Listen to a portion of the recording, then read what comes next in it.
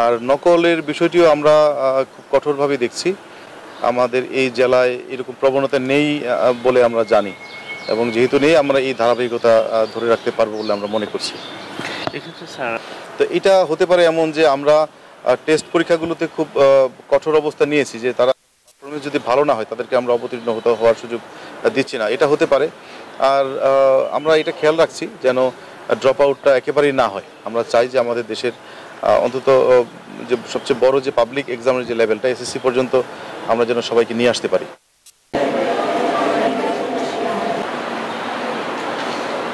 বিভিন্ন রকমের কারণ থাকতে পারে, বাল্যবিবাহ থাকতে পারে, অন্যান্য কারণ থাকতে পারে সামাজিক। তো আসলে কোন কারণে কমে গেছে, অনেকেই বিদেশেও চলে যায়, সেটাও আছে। তো কোন কারণে আমাদের শিক্ষার্থী কমেছে, পরীক্ষার্থী কমেছে, সেটা আমরা জেনে আপনাদেরকে জানাতে পারবো। তবে এটা বলতে পারি যে গত বছরে যে শিক্ষার্থীগুলো বা যেই পরিমাণ, যেই পার্সেন্টেজ ঝরে পড়ছিল, সেই তুলনায় এবছর একটু কম আছে। অবশ্যই অ্যাওয়ারনেস বিল্ড আপ করতে হবে।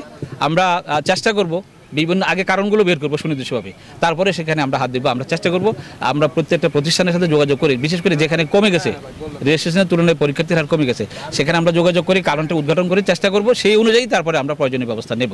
তবে অ্যাওয়ারনেস বিল্ড আপ ছাড়া এটাকে উন্নতি করা যাবে না। তবে আসার কথা হচ্ছে যে আসলে যেটি দেখা যাচ্ছে যে অন্যান্য বছরের তুলনায় গ্র্যাজুয়ালি এটা আস্তে আস্তে কমতেছে। তো জোরে পড়ার হারটা যেহেতু কমতেছে, এটা আমাদের জন্য অবশ্যই একটা ইতিবাচক দিক বা সুখের খবর।